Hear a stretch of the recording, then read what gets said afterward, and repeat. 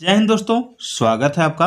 आज का टॉपिक है जेटेट 2026, जिसमें हम लोग विज्ञान से आने वाले सवाल को देखेंगे।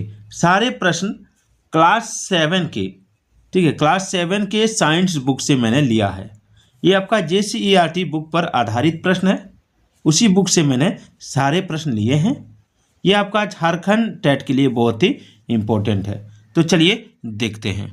पहला सवाल है कि अमीबा में भोजन का पाचन होता है, कहाँ होता है?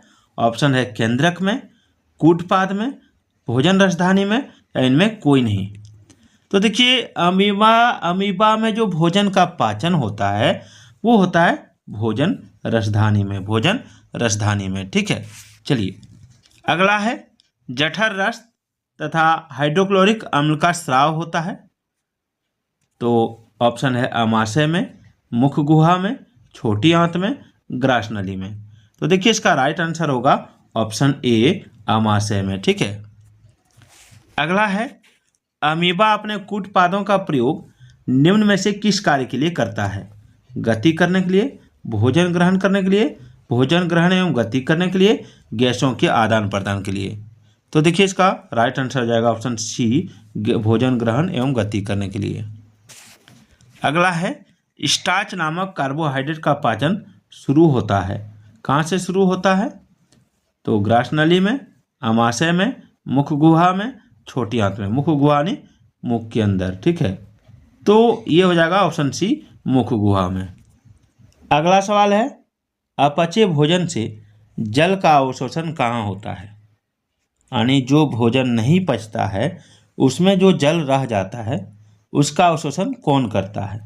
बड़ी आंत में होता है, छोटी आंत में, ग्रास नली में, या अमाशय में? तो देखिए अपचा भोजन जो होता है उसका अवशोषण बड़ी आंत में होता है। ठीक है, बड़ी आंत में, लार्ज इंटेस्टाइन। चलिए, बड़ी आंत और छोटी आंत। बड़ी आंत को अंग्रेजी में लार्ज इंटेस्टाइन कहते हैं, छोटी आंत को स्मॉल इंटेस्टाइन, याद रखिएगा। चलिए आगे है, एक वयस्क मानव के मुख गुहा में कुल कितने दांत होते हैं? यानी एक जवान आदमी जो है, वयस्क जो आदमी है, उसके मुंह में कितने दांत होते हैं? 16, 20, 30 या 32? तो देखिए इसका राइट आंसर होगा ऑप्शन डी, 32। चलिए अगला, दूध के दांत की संख्या कितनी होती है? ऑप्शन 20, 32, 22 या 30? तो देखिए इसका आंसर होगा 20। देखिए दांत जो होता है ना, दो तरह का होता है। एक होता है दूध का दांत और एक होता है परमानेंट टीथ, यानी स्थायी दांत।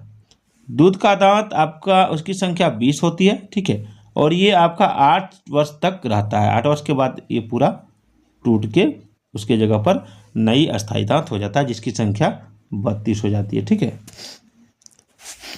चलिए आगे देखिए, कितने वर्ष की आयु तक दूध के दांत गिर जाते हैं? तो देखिए ऑप्शन है 16, 12, 8, 14। तो दूध के दांत जो गिरते हैं ये 8 वर्ष की आयु तक पूरा गिर जाते हैं।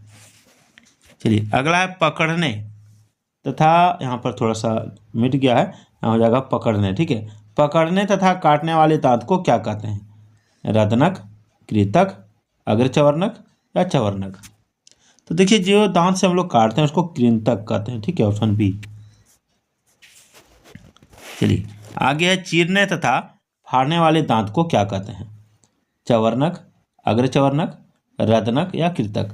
तो देखिए चीरने फाड़ने वाले दांत को रदनक कहते हैं। ठीक है, चलिए 11 नंबर सवाल देखिए कि चबाने एवं पीसने वाले दांत को क्या कहते हैं? ऑप्शन है कृतक, रदनक, अग्रचवर्णक और चवर्णक।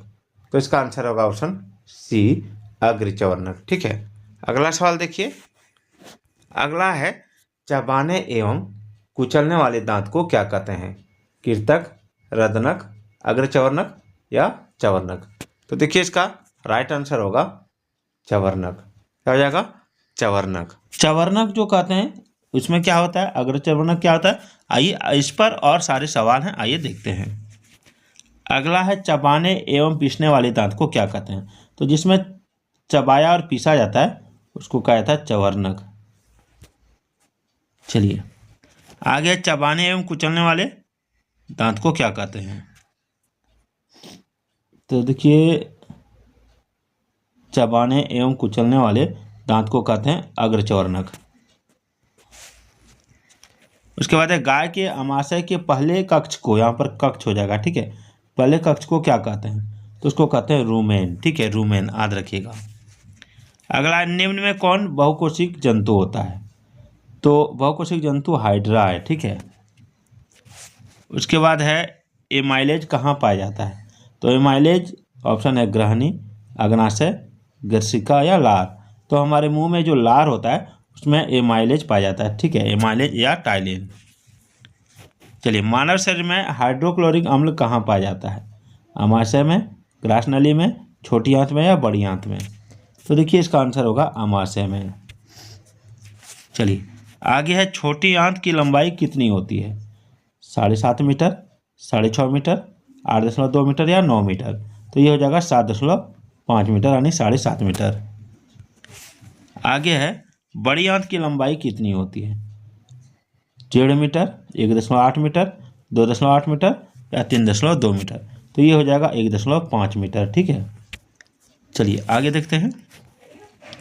आगे है, शरीर की सबसे बड़ी ग्रंथि कौन सी है, पित्ताशय, अग्नाशय, यकृत या छोटी आंत, तो शरीर की सबसे बड़ी ग्रंथि लीवर यानी यकृत है, ठीक है, option C is the right answer. चलिए आगे है, जीभ में स्वाद पहचान के लिए क्या होती है, स्वाद कलिकाएं, पेशी अंग, मुख गुहा या इनमें कोई नहीं, तो इसका आंसर होगा स्वाद कलिकाएं। तो चलिए मिलते हैं अगले वीडियो में, तब तक के लिए जय हिंद, जय भारत।